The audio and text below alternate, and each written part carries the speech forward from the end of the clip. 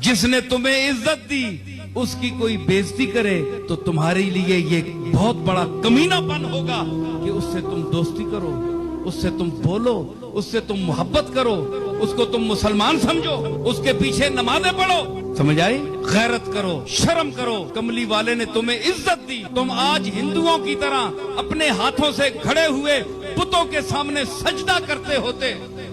اس نے وحدہ لا شریک کے سامنے تمہیں سر بسجود کیا. اس کا کون کون سا احسان تم بھلاؤ گے؟ فَبِأَيِّ آلَاءِ رَبِّكُمَا تُكَذِّبَانِ. تم کہو گے، اب پھر اعتراض کرو گے کہ میں اللہ کی آیت رسول پر فٹ کر دی.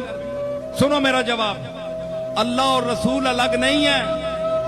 میں پیش کرتا ہوں ہزاروں مثالیں، ایک چھوٹی سی مثال. قُلْ أَطِيعُوا اللَّهَ وَالرَّسُولَ. میرے محبوب ان سے فرما دیجئے کہ اللہ کی اطاعت کرو، رسول کی اطاعت کرو.